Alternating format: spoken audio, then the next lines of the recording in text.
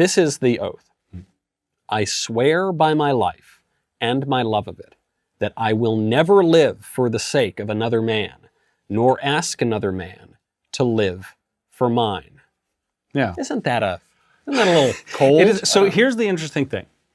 That oath and that approach to morality, that is the controversy, right? I mean, this, as you said, in this book, it probably one of the most controversial of the 20th century, certainly still to this day. And that ultimately is where the controversy lies. It's a searing celebration of capitalism.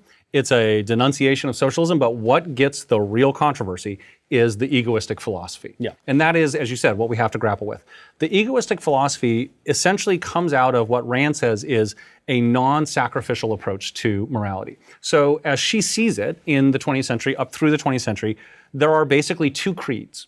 There are the creeds of those who say you must sacrifice yourself to the group, and then there are dozens of varieties of what group. It's the proletariat, it's the common good, whatever variety of the group it is. And then there are those, probably coming out of sort of a Nietzschean tradition, who say, well, morality is anything goes. You just have to sacrifice. You might as well sacrifice others to yourself. Right. You might as well take what you can, live your life, be a selfish person, and whoever has the most at the end wins.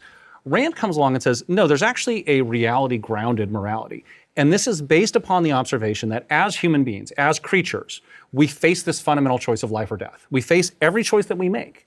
Everything that we do in this life ultimately comes down to, is this promoting our lives or is it antagonistic toward our lives? And that ultimately gives us, in her morality, the standard of value, human life. And so those choices that we make, the principles by which we live our life, the virtues that we uphold, are the ones that can be pro-human flourishing on this earth, right? As you said, she's an atheist. Yeah. And so that creed that John Galt puts forward is a creed that says, it's not that I won't ever cooperate with others. It's not that I don't live in community with others. It's that I set the terms. It's a morality of trade, as she says. Yeah. The idea that you exchange value for value. You never exchange something in a losing proposition, not in the sense of dollars to dollars, right? It's not just a materialist philosophy. There are spiritual values as well. And that's part of what you were referring to with Dagny talking to Hank. It's not just about the material. In fact, it's even more importantly the spiritual for her, that your soul, your character, for her, that's a embodiment of the choices and values and what you do throughout your life, is ultimately a reflection of who you are.